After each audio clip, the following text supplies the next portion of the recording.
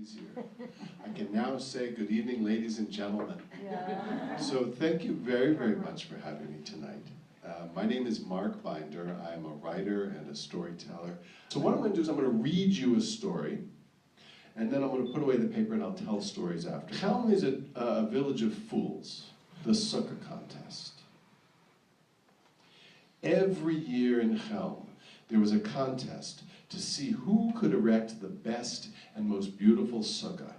And every year, Reb Cantor the merchant won. It was no wonder. He was the richest man in the village. He hired workers, he hired craftsmen, he hired plumbers. Every year, his sukkah grew larger and more impressive. At the Cantor's Succah's feast, there was room inside their sukkah for every man, woman, and child in Chelm. The other villagers grew discouraged. Why should they bother? Why should they work so hard? Let the merchant win. Reb Cantor, though, decided that this was intolerable. He offered a purse of 100 pieces of gold to the winner. Now the people of Chelm were interested. They got creative. The sound of hammers filled the village from dawn until dark. On the first night of Sukkot, everyone enjoyed Reb Cantor's feast and marveled at the exquisite beauty of his sukkah. The poles were carved olive wood from the Holy Land. The roof, through which you could see the stars, was one giant lulav, woven from Egyptian palm fronds, Lebanese myrtle, and willow branches from nearby Smyrna. The walls were hung white silken sheets from China, and on the floor, covering the poor dirt of Chelm, was glittering white sand from the beaches near the Sea of Galilee. Even the harvest bounty hanging from the ceiling beams was exotic. Figs from Turkey, grapes from Italy, oranges from Miami. That night, Reb Cantor hugged his wife, Shoshana, and bragged, "Well, it's good that everyone is so excited about the contest. Too bad that I'm going to win it, as usual." The judging was to be held the next afternoon. Shoshana, who had roamed the village and watched the construction, wasn't so sure, but she patted her husband's bald head and smiled anyway. The next day was cold and gray. The autumn wind was frigid from the east, bringing hints of an icy winter. The panel of judges walked through the streets, bundled warm in their coats with their hands shoved deeply into their pockets.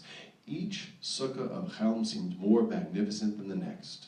Jacob Schlemiel, the carpenter, and his family had constructed a fabulous 7-sided sukkah without using a single nail.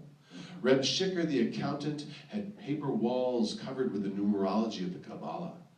Reb Cohen, the tailor, had stitched his sukkah with such care and detail that it stood upright with just a single pole.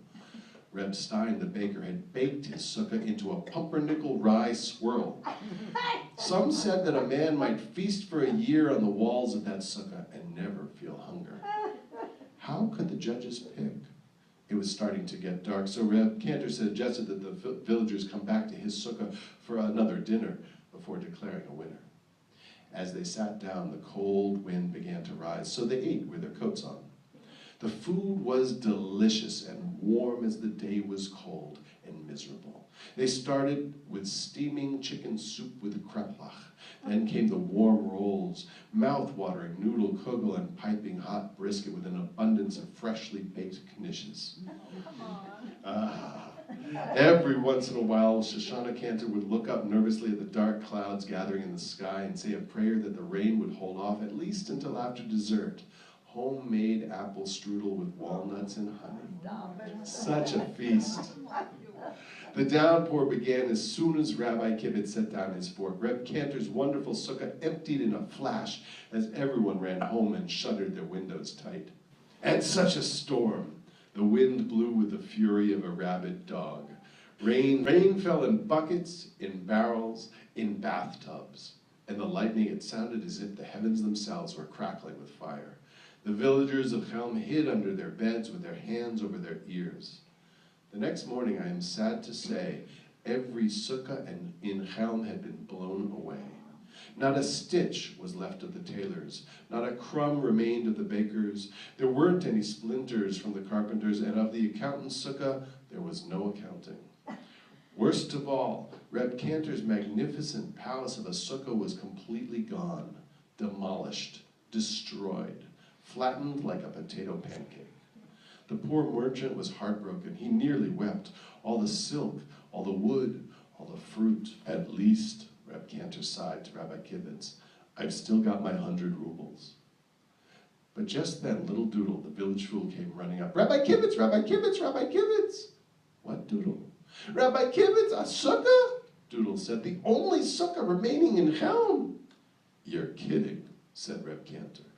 But no, Doodle was not kidding. He led a large procession through the streets of Chelm, and at last they stopped at the house of Reb Gold the cobbler. You see, Doodle said, pointing. That's the cobbler's house, Reb Cantor said. The poor man couldn't even afford to build a sukkah this year. But look, Doodle said, in the storm last night, 2 of the walls fell down and the roof was blown away. There's nothing up top but a huge tree branch. Yes, I can see that. So, Doodle said proudly, it's not a house anymore. It's a sukkah. It's the only one left in Chelm. The judges immediately began conferring. Soon Rabbi Kivitz spoke. This year, after careful consideration, we award the Sukkah prize to the Gold family. What nonsense, Reb Cantor said. Why, my sukkah was 10 times bigger than this house and 10 times more beautiful, and it was a real sukkah, not something thrown together by the wind. Isaac, shush, Shoshana Cantor said. Listen to yourself.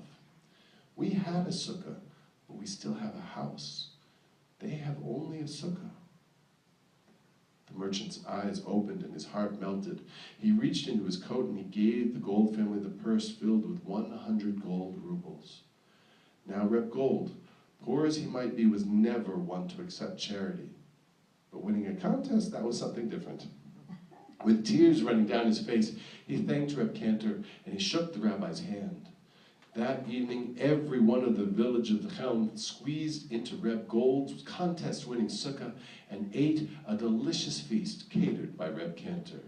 The stars above had never shined so bright.